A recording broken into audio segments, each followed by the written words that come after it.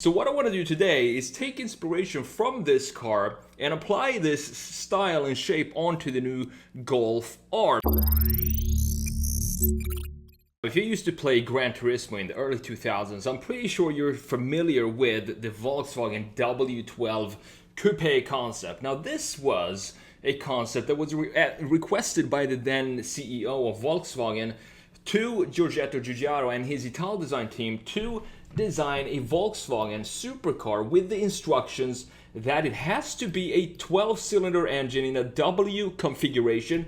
It had to be mid-engine, and it also had to be available with the Volkswagen Synchro all-wheel drive systems. And this was to prove to the world and everybody else that Volkswagen could actually build a reliable W12 engine to put in their future models. So first of all, you had the 1997 concept at the Tokyo Motor Show, where they introduced the first concept of the W12 coupe with a 5.8 liter W12 engine producing 420 horsepower. It doesn't seem that much by today's standard, but it was a very, very light car. And then in 2001, they updated the W12 concept at the Tokyo Motor Show again here, and they released the most powerful W12 supercar version yet in bright orange, and that is this one right here. And this had a power of 512 horsepower and could go from 0 to 60 in about 3.5 seconds and a top speed of 214 miles per hour, 350 kilometers per hour, weighing in at just 1,200 kilos. So what I want to do today is take inspiration from this car and apply this style and shape onto the new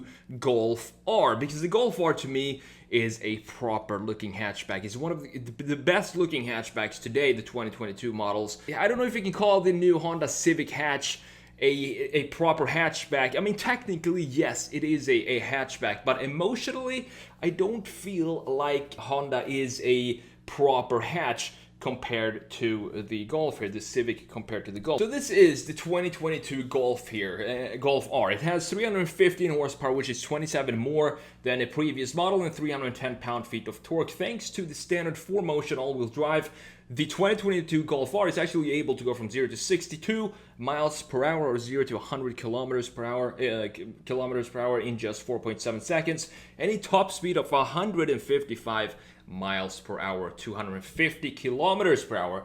And I'm excited that this car is actually coming to the US, because we've seen more, either if you're going to make a hatch here, it needs to look like a Civic hatch, which is more of a coupe style, you know, it's more of a Civic coupe than a Civic hatch, or you have to make them, lift them up like the GLA. You can't sell a regular A-Class here, nobody apparently is going to buy it, but if you add some plastic cladding and stuff and raise it up by maybe half an inch, people think it's actually an off-roader, and they get really excited here in the US and they start to buy it. That's why I'm excited for the Golf R to come here, because it doesn't have any lift and it doesn't look like a coupe. It looks like a proper hatch, which I think we should have more of here in the States. So it will go on sale as a 2022 model during the second half of 2021, and the price is expected to land around $45,000, which I personally think it's a pretty good deal for this kind of car and this kind of power. As with all the 5 previous generations of the Golf R, the 2022 model here features permanent all-wheel drive and a distinct, more aggressive exterior compared to the regular version, obviously. You have a completely new front bumper, for example, and splitter with R-specific air intake grills. This is what we're going to go into detail in this redesign when we try to mold this into a completely new shape that is inspired by the W12 concept. Some of the design features that separate R here from a regular old Golf TDI are the 19-inch wheels, side skirts, matte chrome exterior mirror caps that project the R logo onto the road when you open and close the doors. And in the back, you have a high-gloss black diffuser framed at the sides by chrome-plated twin tailpipes from the standard Akrapovic Sport exhaust system. I think the rear of this car looks specifically good. So what about the colors for the new Golf R here? Well, you can get the Golf R in 3 colors for 2022. You can get it in lapis blue metallic, pure white, or deep black pearl effect. However, if you go with any color other than the lapis blue metallic, you're wrong. So now let's have a look at the Golf R here in Photoshop. And what are we exactly going to do here? Because this is kind of a big transformation, turning this into a 2-door low, almost looking supercar style of a car. So we need to, of course, remove the back doors here. We need to work on the proportions, and we also need to extend the wheelbase, because when we have a sports car like this, we're going to have to not extend the wheelbase, but extend the body of the car, something like that. This, and then have the C-pillar dip down a lot sooner than we have right here. And of course, the whole car is going to be lower. When we do this to the roof, we also need to do it to the front end. This is what I see a lot of people doing a bit strangely when they redesign cars. Sometimes they lower everything else, the roof and the side and everything lower to the ground, but they keep the original positioning of the graphics in the front, which makes it look very front heavy. So the idea here is, I'm not sure if it's going to be a front engine, mid-engine, or electric car. I think I'm going to go with more of an electric approach to this design. And what that means is, if we have, for example, let's just sketch out here real quick, let's say a mid-engine or a rear-engine configuration of a car. That means that we have the packaging going like this, where we can sketch out the boxes here, and then the A-pillar starts somewhere around here. So that means that the A-pillar should go here and then dip almost in front of the rear axle, which gives you then space here for the mid-engine in front of the front axle. And then we can have the front going something like this, dipping very sharp, almost going into the exact same line as the A-pillar right here. And if we have the same kind of layout and we have a front engine, which is very simple obviously, the change here is going to be, if you have a front engine now, we can sketch out the same kind of proportions here with the same wheelbase and create a front engine package onto this real quick. That means that this box that we have right here is now going to slide this way. So we have it starting somewhere maybe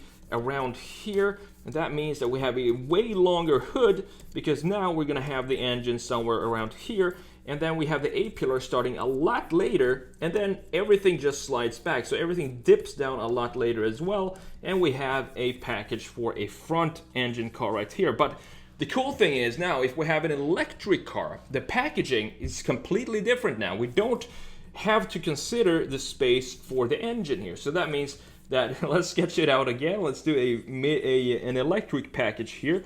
That means that technically what we could do is we could create a box that looks something like this. So we have still, like the new EQS from Mercedes is a very good example of this, where the proportions or the greenhouses are so stretched out that it almost looks like a bubble.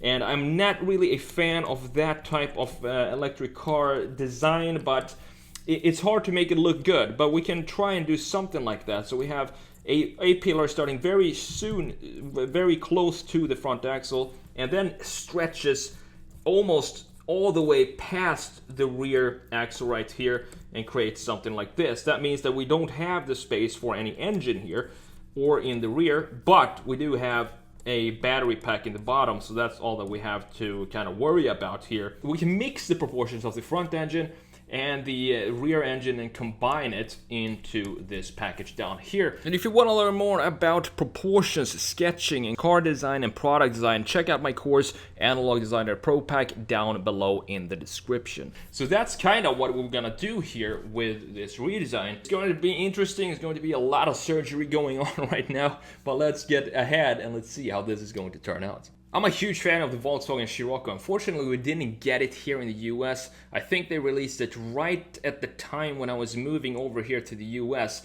So I did get to see it a lot in Europe, but I kind of missed it when I moved over here. But at the same time, I'm really glad that Volkswagen now is introducing the proper Golf. We've always had the Golf here in the US. It never really disappeared. And I think that has to do with, I think they're selling pretty well, considering how the other hatches are doing. I think Golf is probably the #1 selling hatchback here in the States, and people know what a Golf is. It's like almost like not at the same level as the 911, but a Golf is never going to change. For example, they're never going to do what the Honda Civic did, going from a proper hatch looking design where you have the squared off rear end in up until I think mid 2000 or something like that, and then the hatchback all of a sudden became a coupe shape, totally away from what they've been designing before. But Golf has never done that. Golf has always been this hatch looking boxy shape with the thick C-pillar in an angle, which creates this typical Golf profile when you look at it from the side. And I think that's a good selling point. So people will always know what they get and what to expect when they're buying a Golf. And I think that's why it's still selling here, and that's why the Golf R and the GTI is coming here to the States now as well. So what we're going to do here is basically what we need to do is lower everything on this car. We need to lower the graphics in the front, we need to lower the hood, the A-pillar, and remove the C-pillar and create one door in the side instead of 4 doors on each side. So we have 1 door on each side, obviously, and remove the original cut lines and completely redesign the window. And also, since it's a window, obviously we're going to see through the window. So at the very end, I'm going to redesign I'm going to sketch out the other side of the car that we see through the window as a final touch on this redesign here.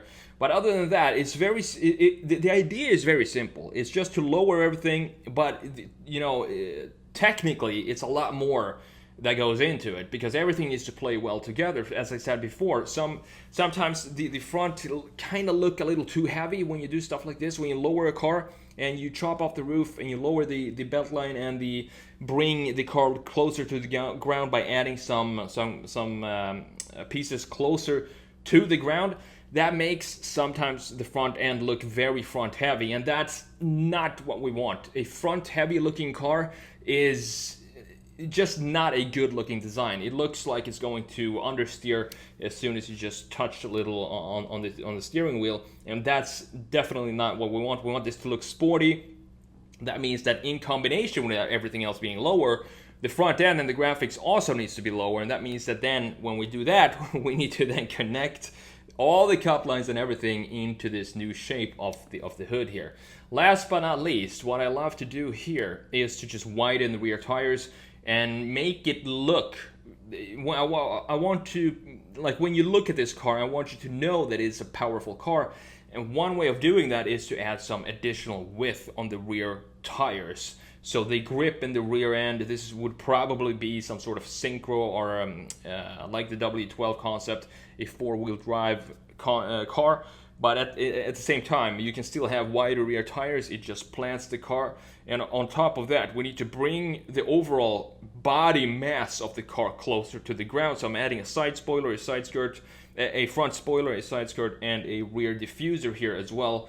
That will visually bring the whole mass down closer to the ground, while we're keeping the same kind of proportions of the wheelhouses in the overall shape of the body here. So that's the overall overview of this redesign. I'm really happy with how this turned out.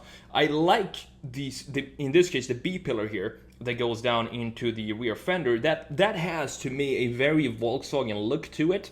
Volkswagen has always had these rules how you design a car. I've talked about this before. They have a rule book of how to design a Volkswagen, and in that rule book, pretty much all the rules are connected with the idea that every single line on a car needs to have a purpose, and it needs to have the proper brand identity and design language of Volkswagen.